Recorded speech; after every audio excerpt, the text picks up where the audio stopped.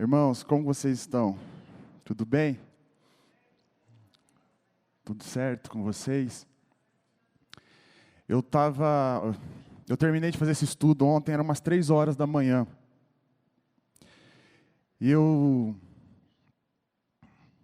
tinha algo proposto no meu coração de dar um estudo bem aprofundado, Marlene, sobre Jesus. Só que seria uma presunção da minha parte achar que nós conseguiríamos estudar Jesus em alguns minutos, nem mesmo em dias, horas, meses, anos, nós conseguiríamos estudar a Cristo. Eu tenho entendido e tenho buscado isso na minha vida e parado para pensar, organizar os meus neurônios aqui, os meus sentimentos em relação a muitas coisas. E o principal motivo, o principal alvo como o pastor Jaci enfatizou aqui, da nossa sociedade e o nosso meio, o nosso ambiente que nós vivemos, andar um pouco bagunçado, é simples a resposta, é a falta de Jesus. E quando o Carlos, o pastor Pedro, que são os líderes desse ministério, juntamente com o Juliano, ele falou assim, olha, a gente tem que trazer estudos, Ney, para as pessoas, não para formar teólogos aqui, a nossa intenção nunca foi essa, Carlos. O Carlos, ele sempre enfatiza, ele sempre fala, olha, nós precisamos que as pessoas que vão ao culto de domingo tenham a ideia de um estudo e coloque isso em prática na vida delas. Nós não queremos formar pessoas teóricas, nós não queremos formar pessoas biblicistas, teólogos, pessoas especializadas na Bíblia, mas que na prática é vazia. Não. E quando eu estava aqui, o pastor Mateus, ele pegou, eu angustiado, subi aqui, o pastor Mateus, ele falou assim, olha, Vitor, eu entendo que a graça do teu ministério de ensinar é linda, mas não perca o poder de ser um profeta essa manhã. E como eu disse para vocês, eu acabei de fazer esse estudo, eram as 3 horas da manhã. Fiz algo assim muito detalhado, muito lindo, mas eu vou mudar, irmãos. Eu vou arriscar, Ney. Tentar mudar o que eu quero trazer para vocês essa manhã. Eu vou ter a pretensão de trazer algo que eu sentado ali, eu dei uma pescada, uma resumida em algumas coisas, eu refiz aqui. E eu quero trazer para vocês algo muito, muito útil e necessário para todos nós, irmãos, para todos nós. É necessário que nós possamos entender que Jesus é tudo que nós precisamos.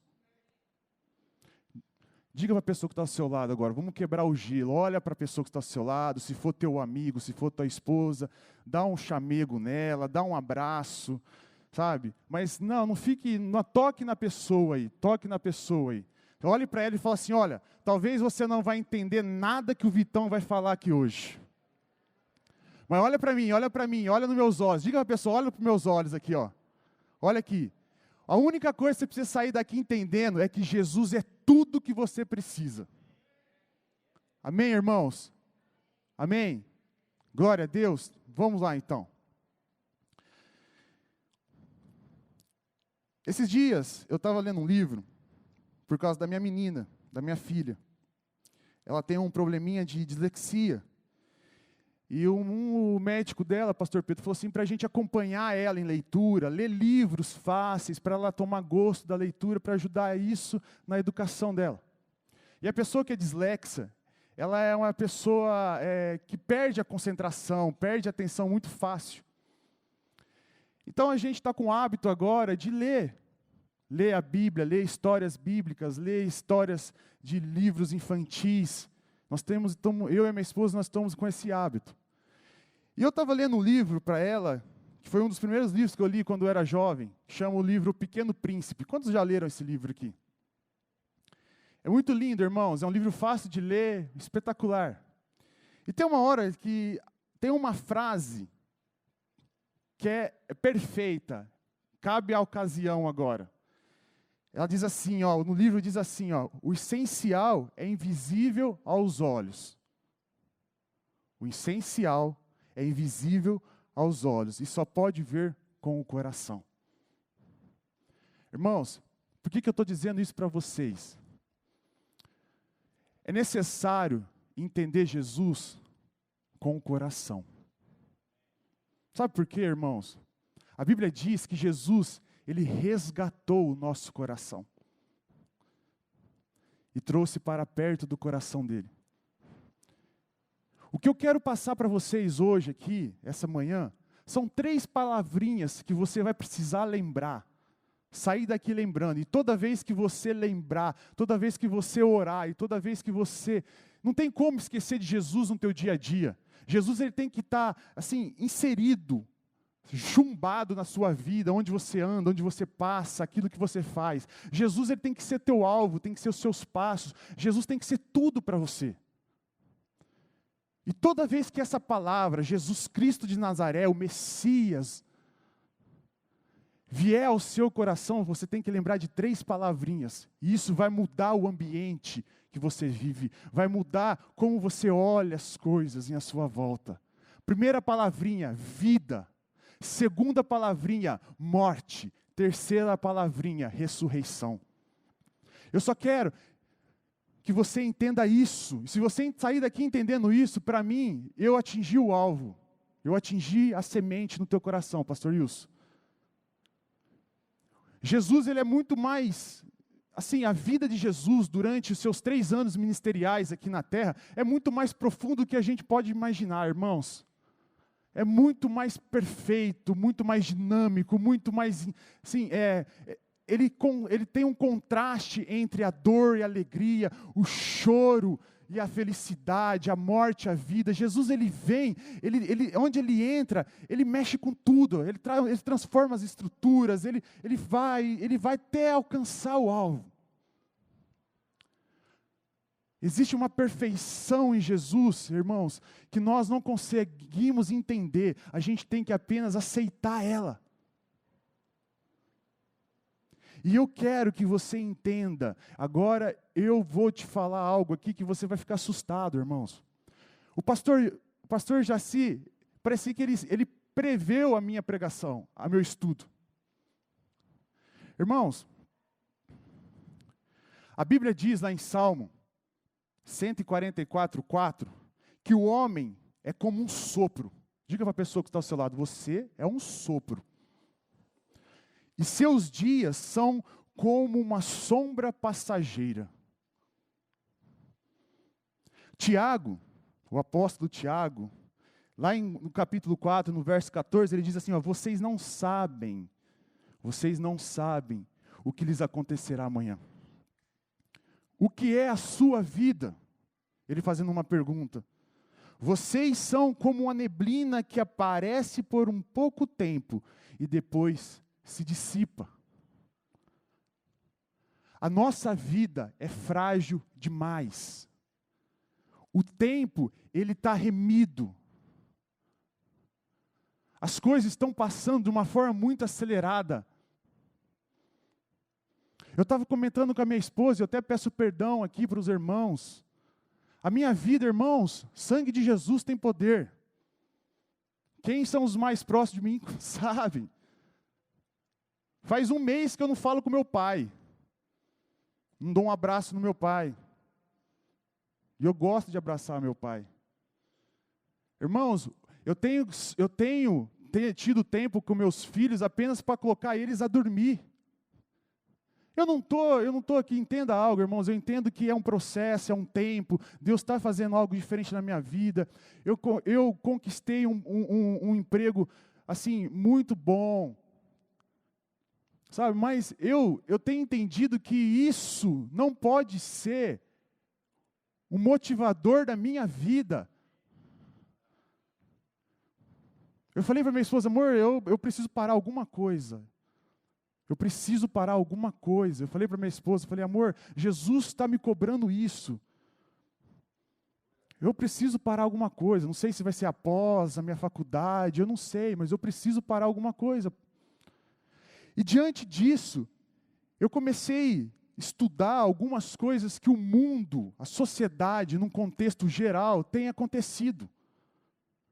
Esse desequilíbrio de tempo, de emoção, de ativismo que nós estamos participando e nós estamos trazendo isso para a igreja, infelizmente, tem atrapalhado, principalmente, irmãos, presta atenção nisso que eu estou falando para vocês, o nosso relacionamento com Jesus Cristo de Nazaré. Quer ver? Vou te dar um exemplo. Vou te dar exemplos. E a vida é muito passageira, ela é muito rasa para nós perdermos tempos com coisas assim que são, sabe, passageiras, efêmeras, transitórias.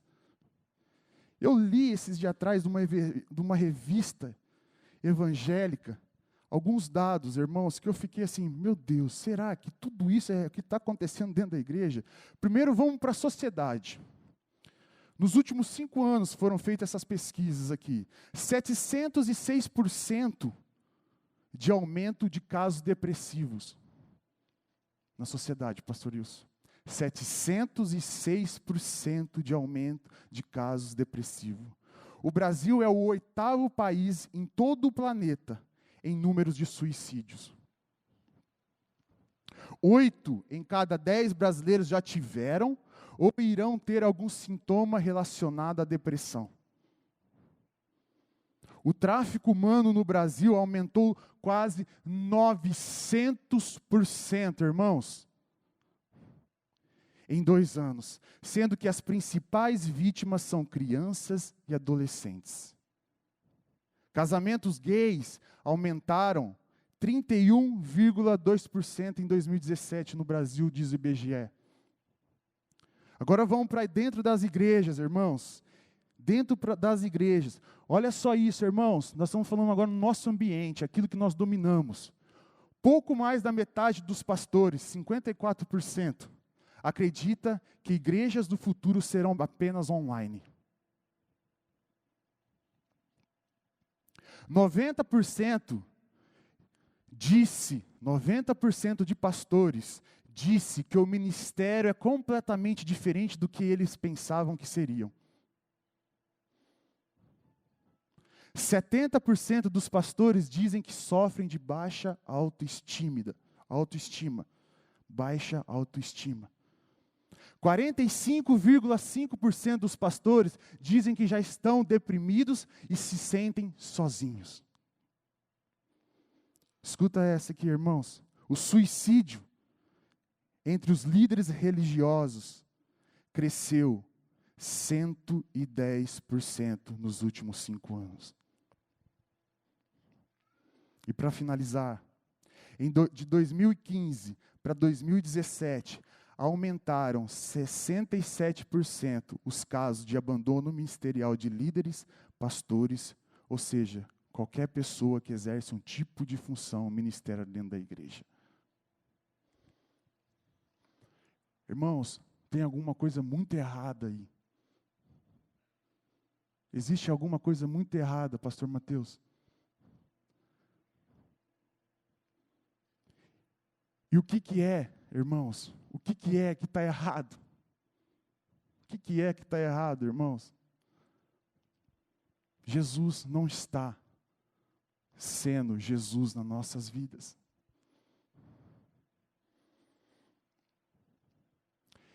Em 2007, eu estava indo na Confra Jovens, lá na Igreja Batista da Lagoinha, eu e a minha esposa.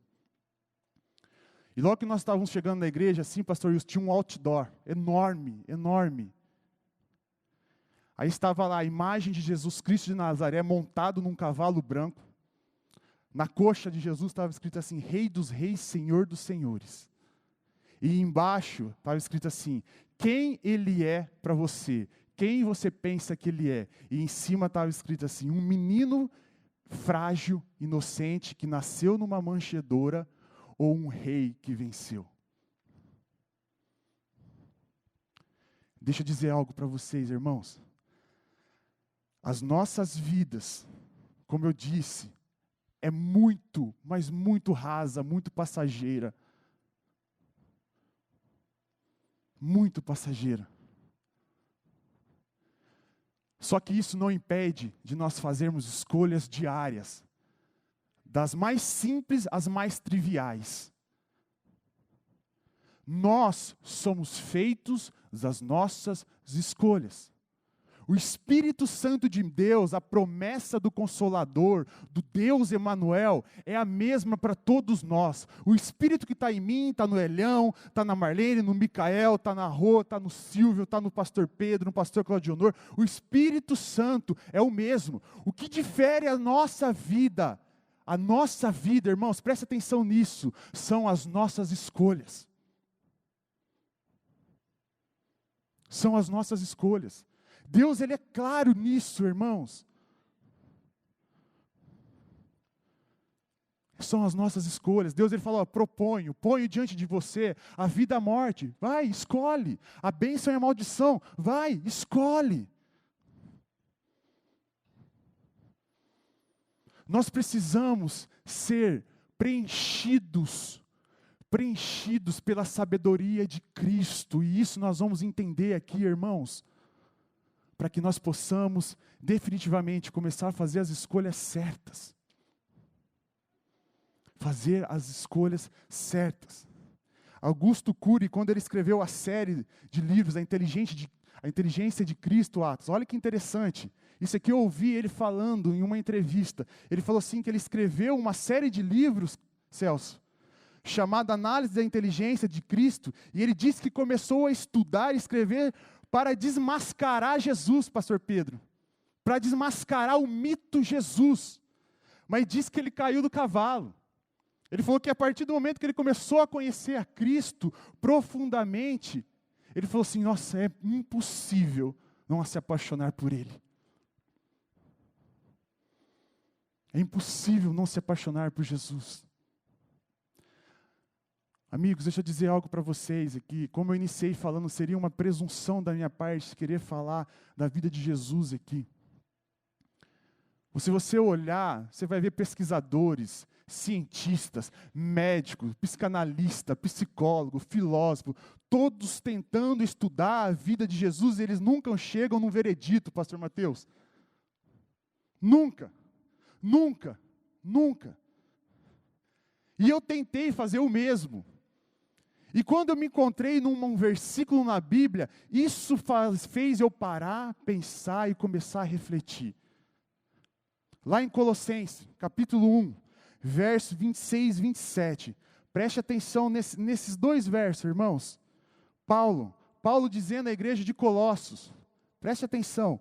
O ministério que esteve oculto desde todos os séculos e todas as gerações, e agora foi manifestado aos seus santos, aos quais Deus quis fazer conhecer quais são as riquezas da glória desse mistério entre os gentios, que é Cristo em vós, a esperança da glória. Diga para a pessoa que está ao seu lado, Cristo em você, a esperança da glória. Sabe o que Paulo está falando aqui, irmãos? Paulo ele foi munido pelo Espírito Santo para escrever isso aqui. Sabe o que ele está falando aqui, irmãos? De uma forma bem simplória, bem simples e objetiva. Sabe, Ney, o que ele falou aqui? Ele falou assim, olha, a expectativa continua a mesma. Deus Pai, Deus Filho e Espírito Santo, Ele tem a expectativa que Jesus continue andando no nosso meio aqui. Que Jesus continue andando pelas ruas de Bebedouro, pelos hospitais, pelos bairros, pelas creches, pelas escolas, faculdades, empresas. A expectativa do céu é que Jesus continue andando aqui, no nosso meio. Como, irmãos? Como? Através de mim e você. Através de mim e você. Mas qual que é o problema? Qual que é o problema, irmãos?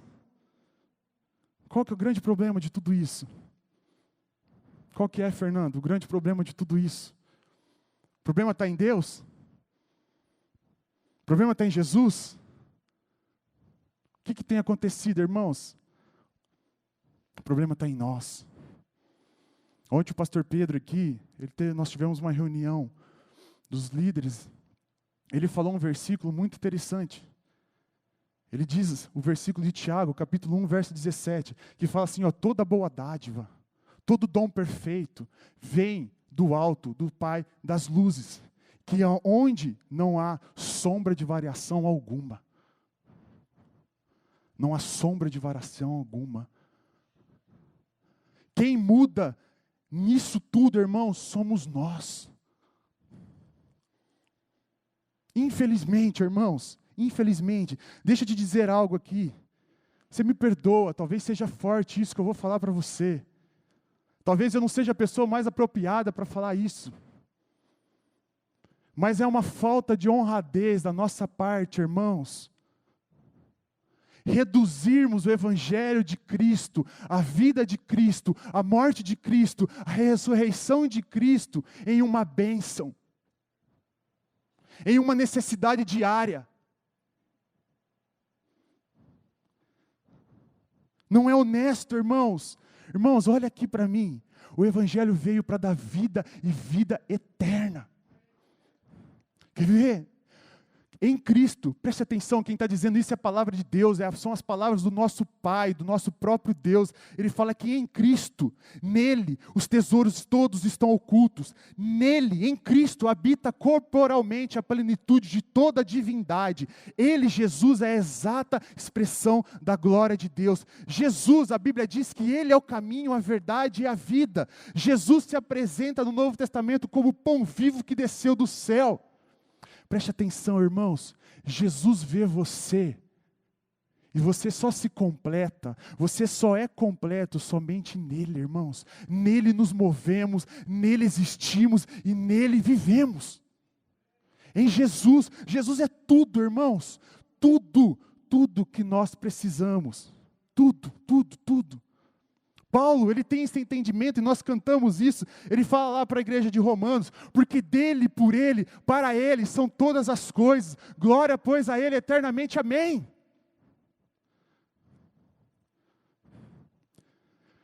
Salomão, em Cantares de Salomão, ele teve exatamente a noção dessa importância, fazendo a alusão do noivo que é Jesus e a noiva que somos nós. Ele fala assim, olha, eu sou do meu amado, e o meu amado é meu.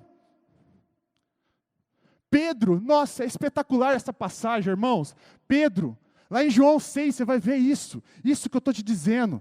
Jesus, ele começa o seu ministério e ele começa a pregar a cruz. Jesus começa a pregar a cruz. A cruz, irmãos, evidencia a vida com Cristo. Você tem uma cruz para carregar. Ele começa a ministrar, ele fala, é necessário, irmãos, e uma multidão seguia Jesus, diz a Bíblia. A Bíblia diz lá, que uma multidão, seguia Jesus, discípulos seguiam Jesus, ele não tinha apenas os 12, ele tinha vários. Jesus começa, ele entra em Jerusalém, ele entra em Nazaré, ele entra na Galileia fazendo milagre, curando, transformando água em vinho, todo mundo fica fascinado pelos milagres de Cristo. Mas chega um momento que Jesus fala assim, olha, eu vou separar o joio do trigo, Atos. Eu vou separar, eu tenho. E Jesus começa a pregar a cruz. Ele fala assim, olha, é necessário que todo aquele que vem após mim, negue-se a si mesmo, tome essa cruz e siga-me. Porque se você não tomar a sua cruz, você não é digno de me receber. E ele começa a manifestar essa mensagem, e os discípulos, e o povo, a multidão começa a dizer, falar assim, Jesus, dura é essa mensagem, como podemos segui-la, Celso? Aí Jesus, um biblicista chamado John Stott, ele fala isso, ele comenta isso de uma forma tão linda, é que nós precisamos, irmão, se apaixonar no texto e entrar no texto.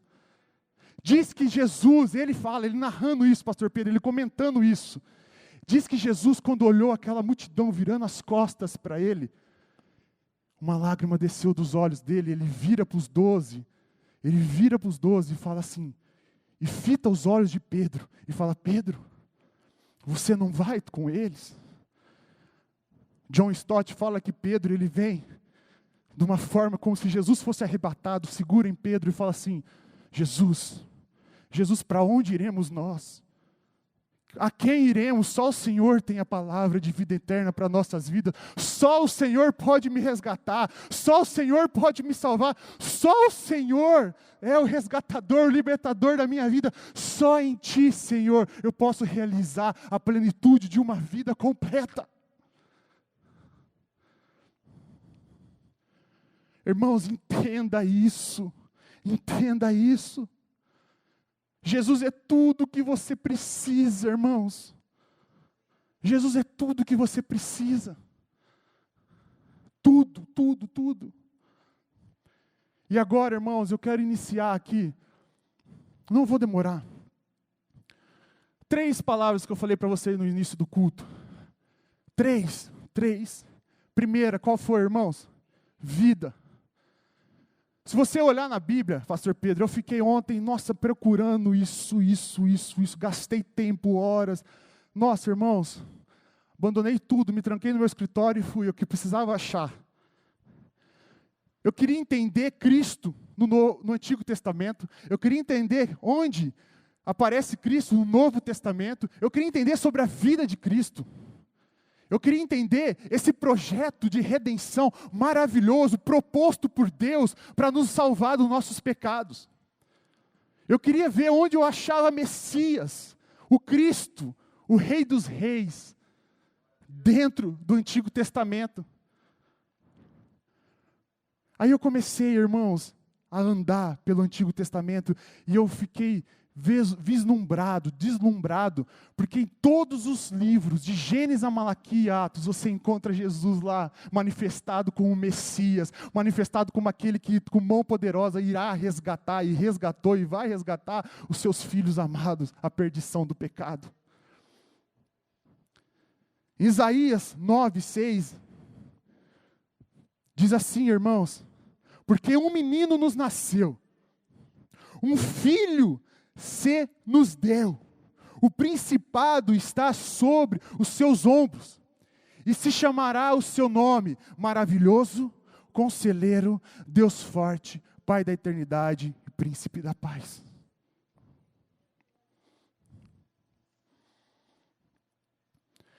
Irmãos, olha isso que lindo, olha isso que lindo. Vitão, onde que está Jesus em Gênesis? O cordeiro, preste atenção, irmãos, preste atenção.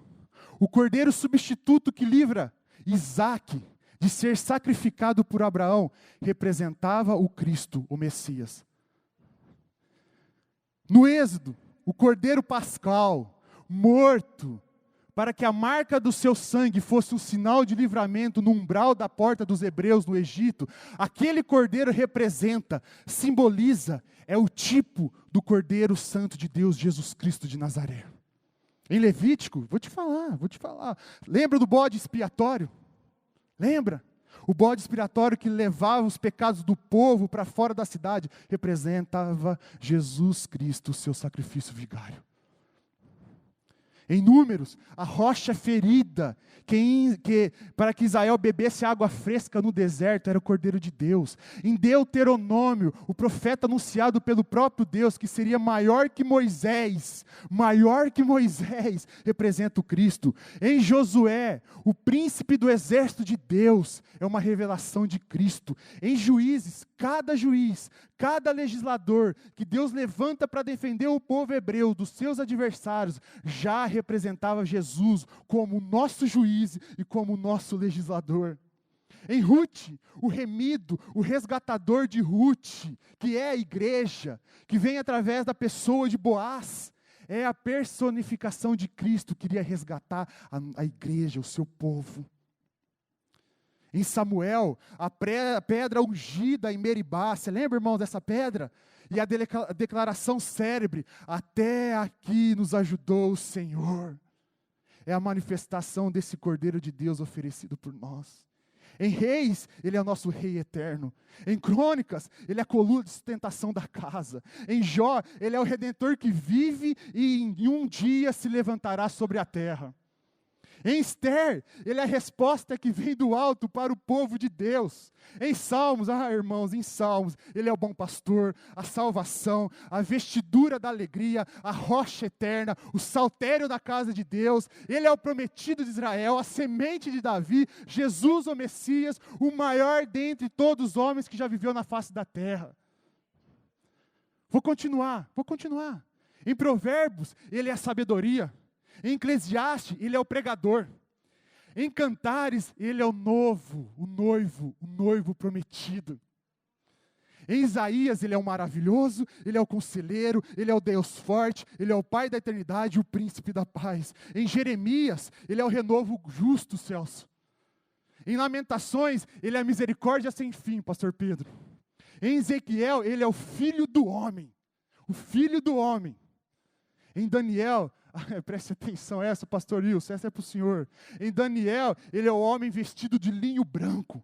Ele é a pedra tirada sem auxílio de mãos humanas. Olha isso, irmãos. Ele é a pedra tirada sem auxílio de mãos humanas que destrói o governo do anticristo. Ele é o rei eterno cujo reino jamais terá fim. Em Oséias, pastor Mateus, ele é o marido fiel. Em Joel, ele é o que batiza o Espírito Santo. Em Miqueias, ele é o leão que ruge sobre as montanhas e defende o seu povo.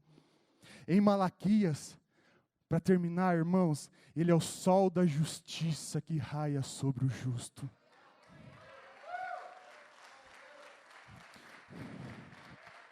Esse é o nosso Jesus, irmãos. Esse é o nosso Messias.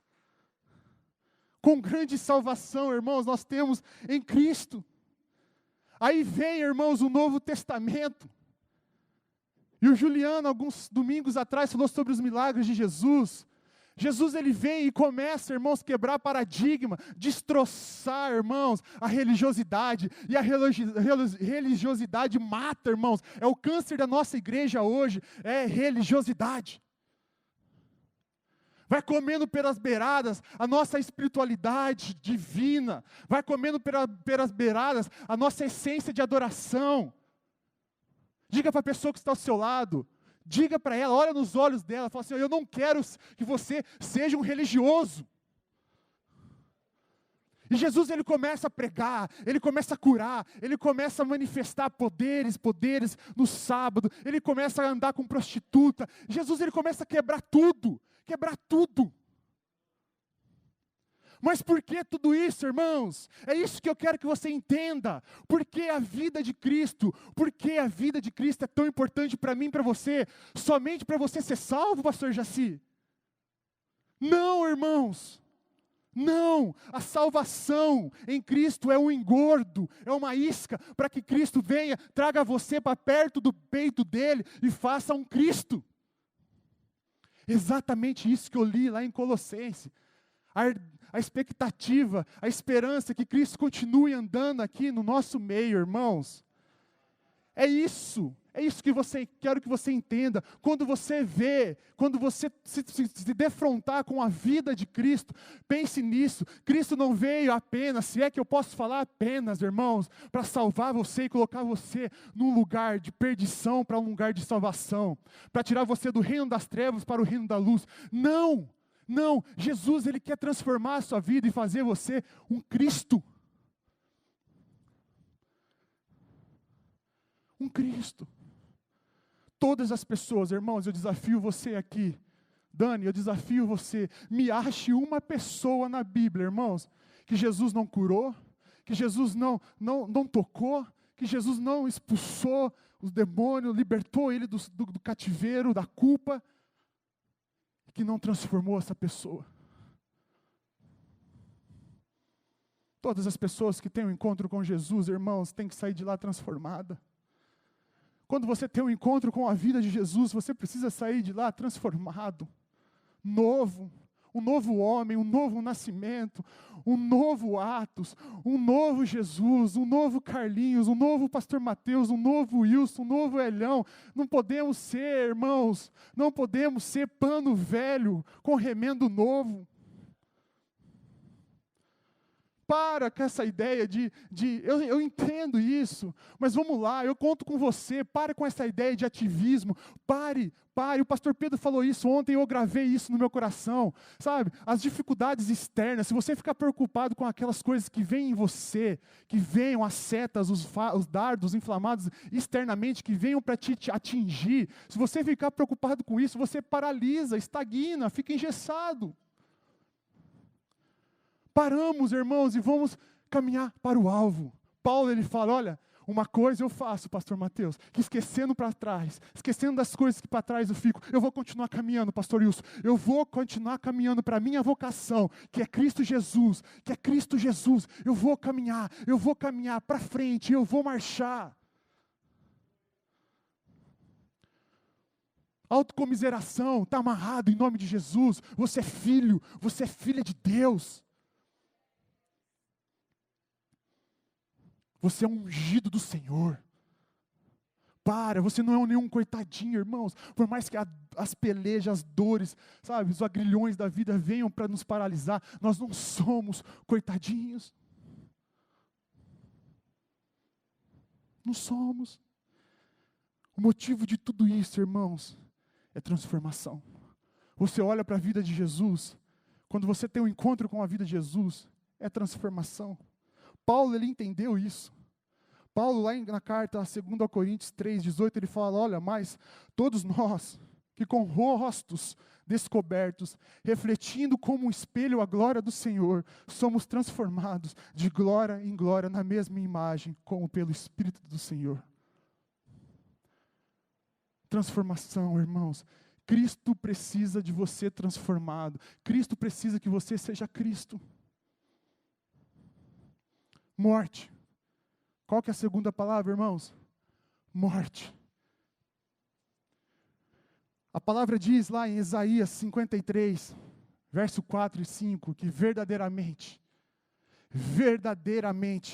Ele tomou sobre si todas as nossas enfermidades, e as nossas dores levou sobre si, e nós o reputávamos por aflito, ferido de Deus e oprimido. Mas Ele foi ferido por causa das nossas transgressões, e moído até a morte por causa das nossas iniquidades. E o castigo que nos traz a paz estava sobre Ele, e pelas suas pisaduras fomos sarados. Eu esperava isso de vocês, irmãos, silêncio. Como eu fiquei quando eu li também. Você sabe qual que é a importância da morte de Cristo para nós, Ney? Aquela morte de cruz. É que a morte de cruz vai revelar exatamente o que nós estávamos preparados e condenados para termos. Aquela cruz, pastor Mateus, não era para Jesus. Aquela morte, pastor Mateus, não era para Jesus. Era para mim. Era para você. E você sabe o que mais me incomoda, irmãos? Sabe, Lisa, o que mais me incomoda? É que nós não temos a dimensão disso, irmãos. Nós não temos, Lu, a dimensão disso. Eu vou só ler, irmãos. Eu vou só ler para você. Eu vou só ler. Eu quero que você mentalize, se coloque naquele lugar, como se você estivesse no Getsêmani com Jesus até a Gólgota. Você vai andar com Jesus agora. Preste atenção nisso, irmãos. Olha o que Jesus passou. Relato médico dado pelo Dr. Barbet, médico francês, do sofrimento de Jesus. Ele diz, eu sou um cirurgião, dou aulas há algum tempo, cerca de 13 anos vivi em companhias de cadáveres, durante a minha vida estudei anatomia a fundo, posso, portanto, escrever sem presunção alguma a respeito da morte, como a de Jesus. Jesus entrou em agonia no Getsêmani, e o seu suor tornou-se como gotas de sangue a escorrer pela terra. O único evangelista que relata o fato é um médico, Lucas, e faz com precisão de um clínico. O suor de sangue, ou a hematitrose, é um fenômeno raríssimo, pouco visto. É produzido em condições excepcionais. Para provocá-lo é necessário uma fraqueza física, acompanhada de um abatimento moral violento causado por uma profunda emoção, por um grande medo.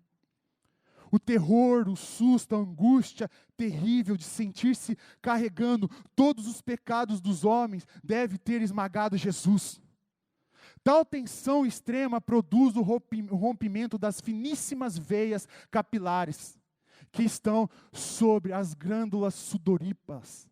O sangue se mistura ao suor e se concentra sobre a pele, e então escorre por todo o corpo, até a terra. O terror, o susto, a angústia terrível de sentir-se carregando todos os pecados dos homens deve ter esmagado Jesus. Conhecemos a farsa do processo preparado pelo sinédrio hebraico, o envio de Jesus a Pilatos e o desempate entre o procurador romano e Herodes. Pilatos cede, então ordena a flagelação de Jesus. Os soldados despojam Jesus, tiram a sua roupa, humilham Jesus e prendem pelo pulso a uma coluna no pátio. A flagelação se efetua com tiras de couro múltiplas, sobre as quais são fixadas bolinhas de chumbo e pequenos ossos de animais. Os carrascos devem ter sido 2, pelo menos, um de cada lado e de diferente tamanho. Golpeavam com chibatadas a pele, já alterada por milhões de microscópicas hemorragias de suor de sangue. A pele se dilacera, se rompe, o sangue espirra.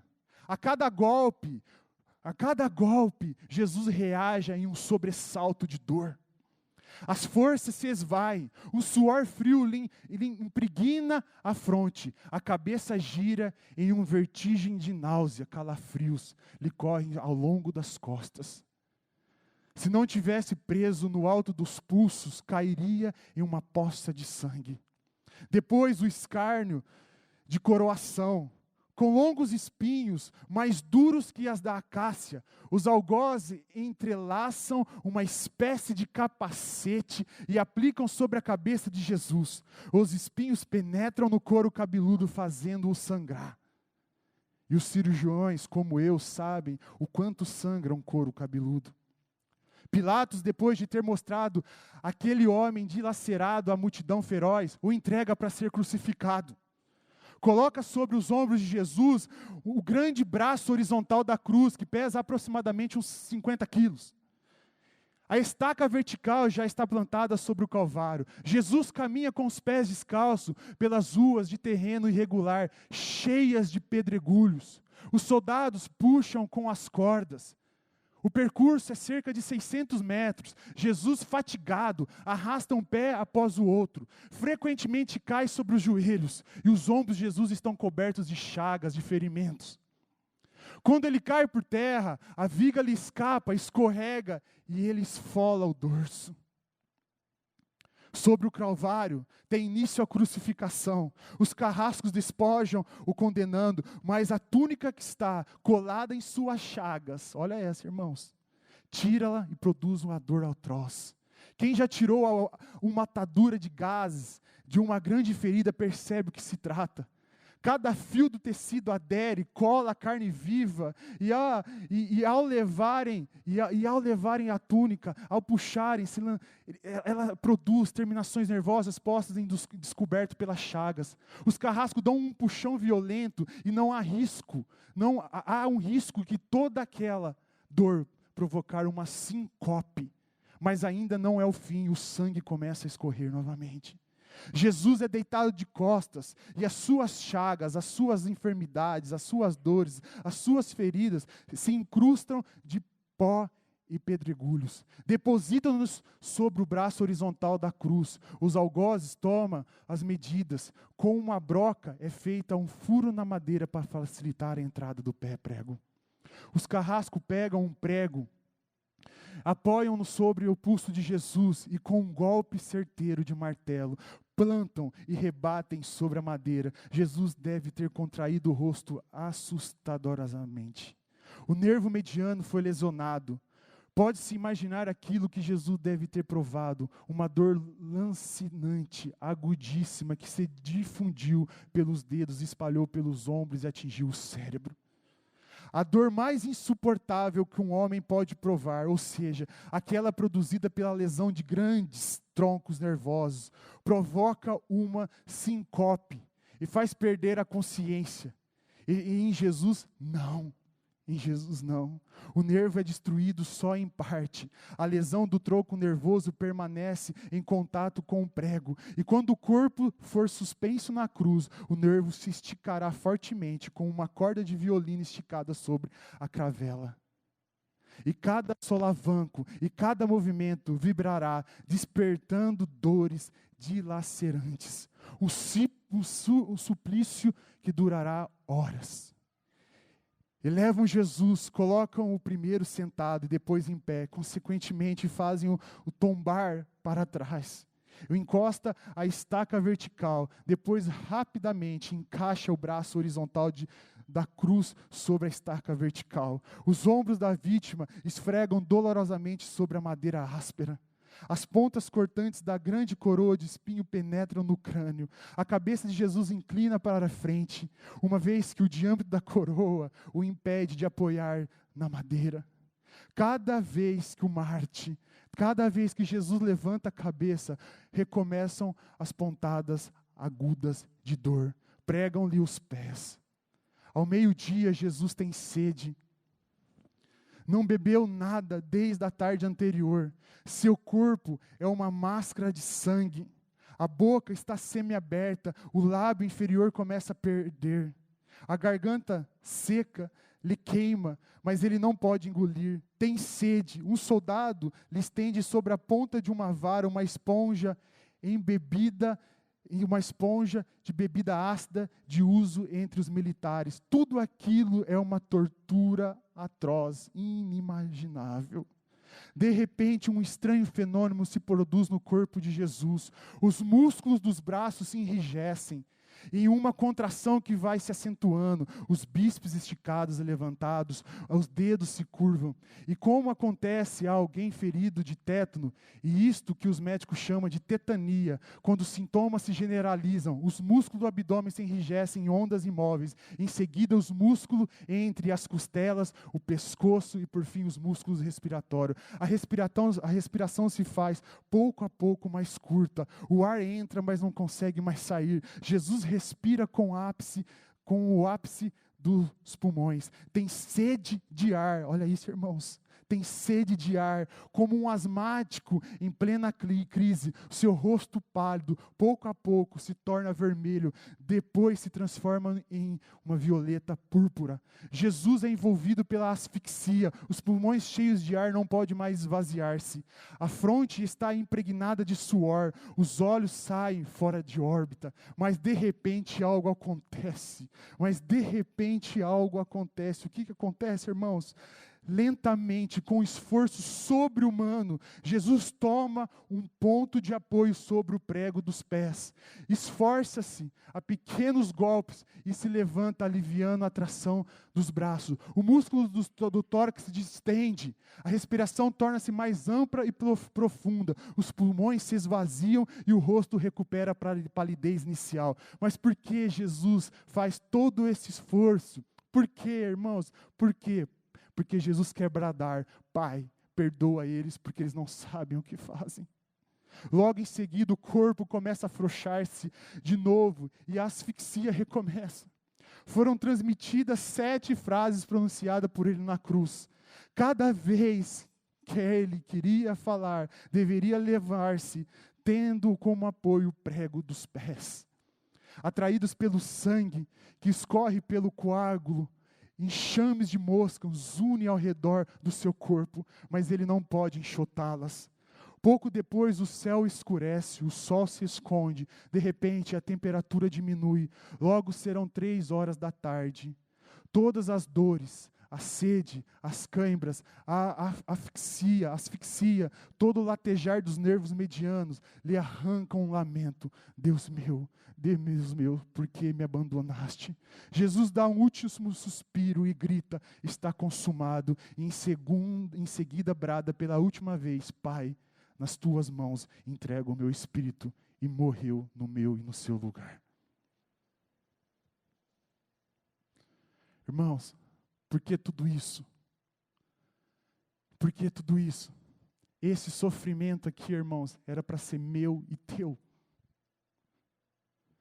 Esse sofrimento aqui era para ser meu e teu. E a Bíblia diz ainda que tudo isso, irmãos, que Jesus passou por mim e por você naquela cruz não foi o suficiente ainda. E a Bíblia diz que Deus ainda quer o melhor para mim e para você, porque Ele diz que nem olhos viram, nem penetrou no coração humano aquilo que Deus tem guardado para aqueles que amam a Cristo. O sofrimento de Cristo, irmãos, a peleja, o plano de redenção, a cruz de Cristo, irmãos, tudo isso que eu li para você era para mim e para você. Existia uma sentença. Cristo foi a sentença. Existia um preço, pastor Claudionor, Cristo foi o preço. Precisaria de um sangue de um justo, de um homem justo, onde não conhecer o pecado. Cristo foi esse homem. E eu te pergunto, irmãos, por que tudo isso? Porque Deus escolheu viver comigo e com você. Isso tudo aqui, irmãos, como eu li lá em Isaías 53, se você continuar lendo, lá no versículo 9, vai dizer que tudo isso que Jesus passou, pastor Pedro, a Bíblia diz que Deus agradou moê-lo até a morte. Por quê? Por causa de mim e por causa de você. E por fim, irmãos, a terceira palavra, ressurreição. Ressurreição. As melhores notícias do mundo vieram de um túmulo vazio. Você parou para pensar nisso, irmãos? A melhor notícia que os nossos corações poderiam receber, Pedrão, é que aquele túmulo está vazio. A tumba vazia de Cristo é o berço da igreja, irmãos. Se a morte tivesse triunfado sobre Cristo, estaríamos desprovidos de toda a esperança, Atos. A ressurreição de Cristo é a pedra de esquina da nossa fé, é o alicerce da nossa esperança, é a garantia absoluta de que caminhos para um glorioso amanhecer e não um acaso tenebroso. A morte não tem mais a última palavra. Seu aguilhão foi arrancado e porque Cristo vive, escuta isso, irmãos, e porque Cristo vive, podemos crer no amanhã.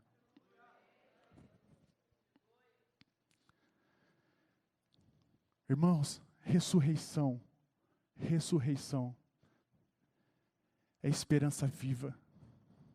Ressurreição, irmãos, é um motivo para que nós possamos olhar para o alto e dizer assim, Deus, não existe nada debaixo desse céu mais precioso que eu.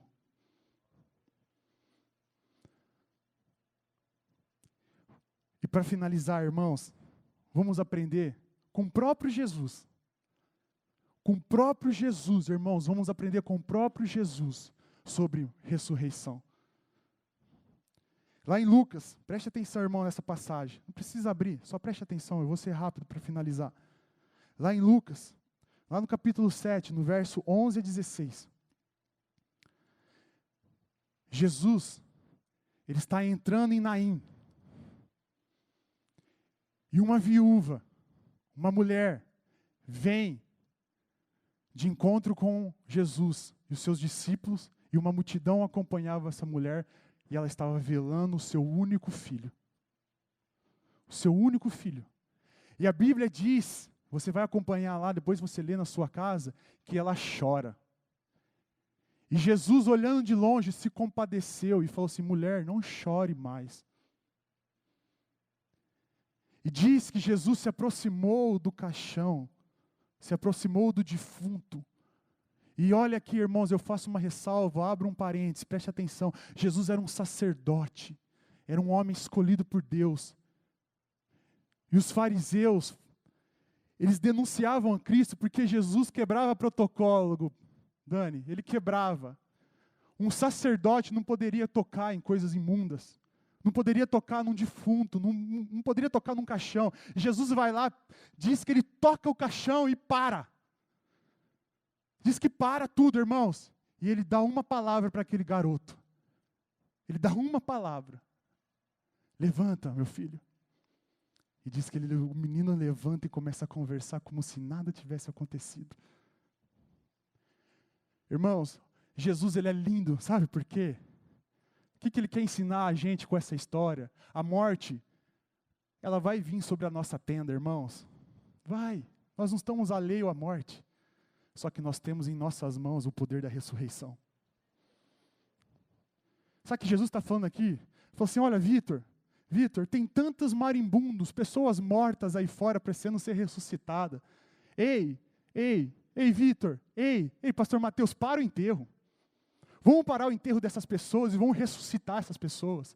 Vamos nos compadecer dessas pessoas, dessas mulheres que perderam seus filhos. Sabe o que Jesus está falando para mim e para você, irmãos? Nós precisamos entender que a palavra de ressurreição, Celso, nós temos que colocar em prática, que nem o Carlos fala. E como que nós colocaremos em prática a palavra da ressurreição em nossas vidas? Irmão, existe uma multidão aí fora de pessoas mortas, vivas.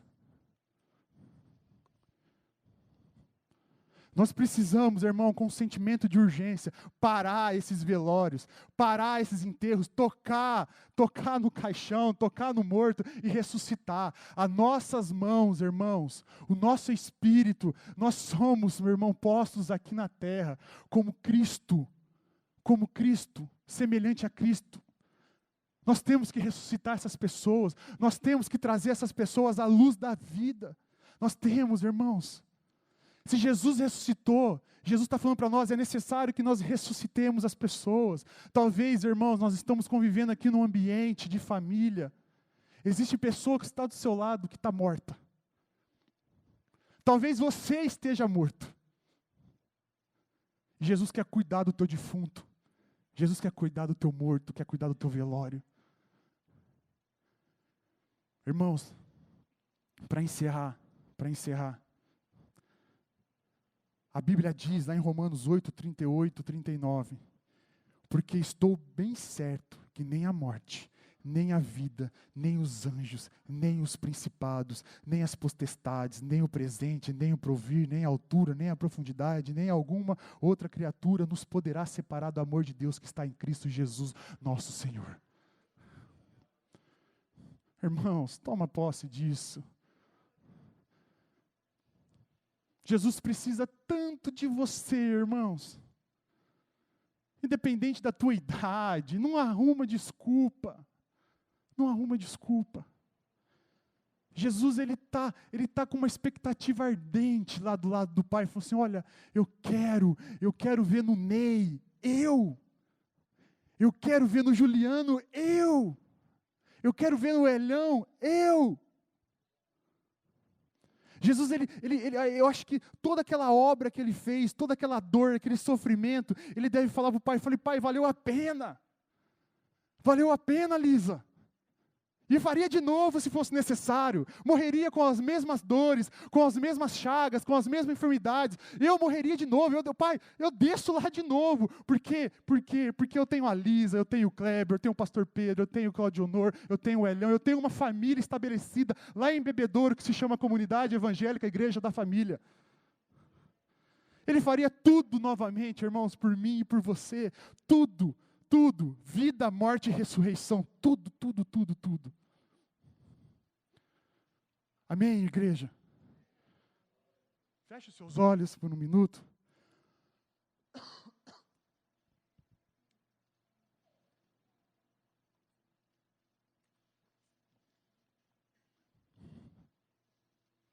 Eu quero orar.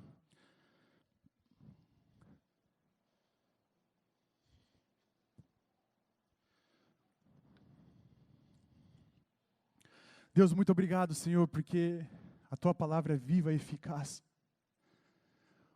Obrigado, Senhor, porque o Senhor nos ama. Obrigado, Senhor, porque a Tua graça nos basta. Obrigado, Jesus, pela redenção, pela morte naquela cruz. Obrigado, Jesus, pela vida. Obrigado, Jesus, pela ressurreição. Obrigado, Jesus. Obrigado, obrigado, obrigado, Jesus.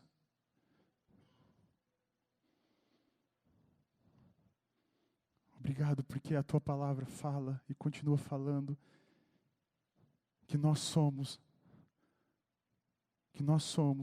herdeiros de um reino de luz. Que o Senhor, no devido tempo, cessará todo choro, toda dor, toda angústia. Meu irmão, todo cristão, preste atenção nisso, irmão. Com os olhos fechados, todo cristão foi chamado para continuar vivendo a obra de Cristo. Todos. Apesar das feridas, apesar das dores, apesar das pregadas. No entanto, irmãos, muitos de nós não conseguimos continuar vivendo. Muitos de nós, irmãos, muitos de nós às vezes desistimos porque a dor é muito intensa. A vida em Cristo passa a ser de agulhadas, de hematomas.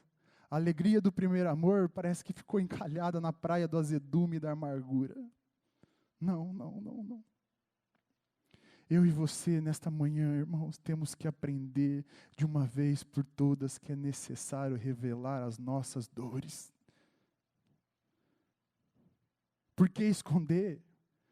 Por que colocar debaixo do tapete as nossas dores?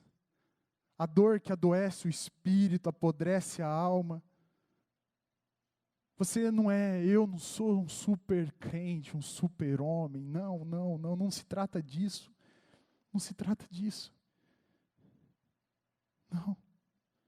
Não se mostre forte. Não, não. Não se mostre santo demais. Não, não. Não se mostre poderoso demais.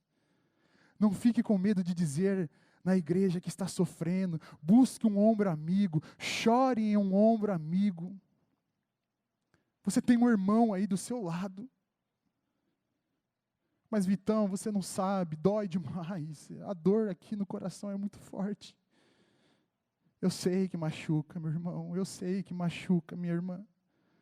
Mas os verdadeiros santos só se tornam santos por sentirem dores.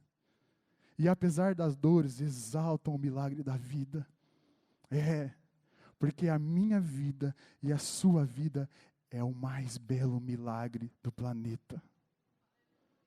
Escute isso, irmão. Escute ainda com os olhos fechados. Nem todos choram para morrer, mas todos choram para nascer. E se você está chorando é porque você está nascendo. Talvez você está ressuscitando. Jesus já mandou tirar a pedra. E colocou um anjo em cima dela ainda. Você está nascendo. E é porque Deus está trabalhando para ressuscitar algo que estava morto em você, encaixotado, engavetado, esquecido. Não é a ausência de dor que nos fazem vencedores, mas a capacidade de continuar lutando, vivendo, progredindo, avançando, apesar da dor. Apesar da dor, irmãos. E por fim, dentro de mim e dentro de você, existem duas certezas que não acontecem.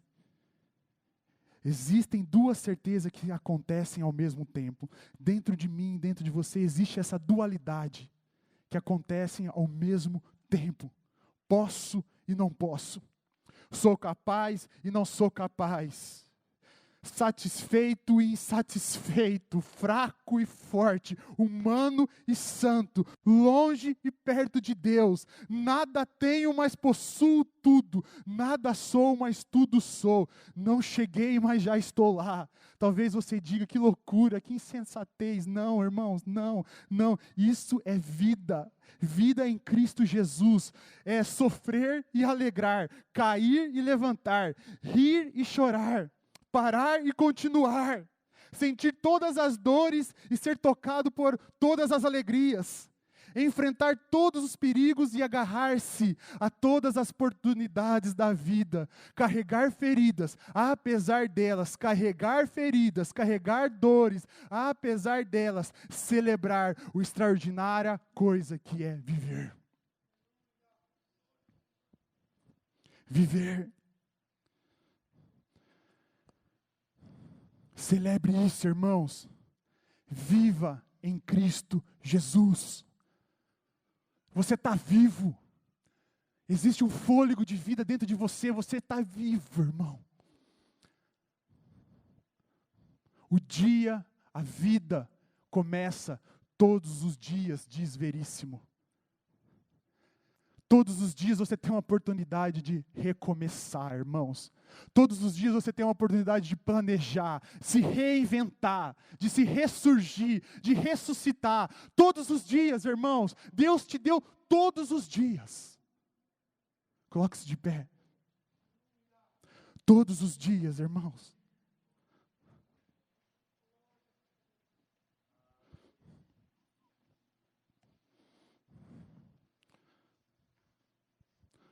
Pastor Pedro.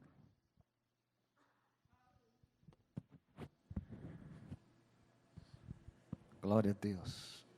Cadê os irmãos do louvor aí? Aleluia. Feche os teus olhos por um instante.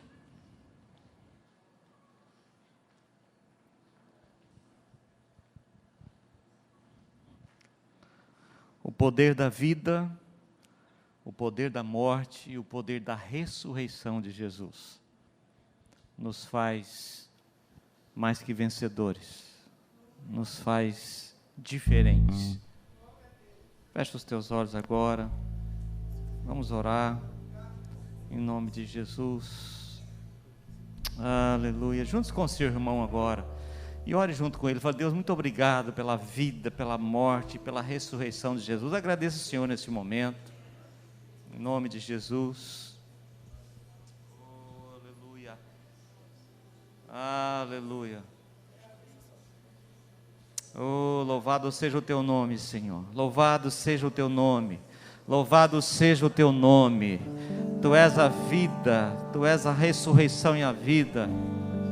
Obrigado, Senhor, porque aprendemos com a tua vida, aprendemos com a tua morte, aprendemos e, ó Deus, regozijamos também com a sua ressurreição. Louvado seja para sempre o teu nome. Não há palavras que possam descrever quem tu és. Não há palavras que possam descrever quem tu és. Oh, aleluia.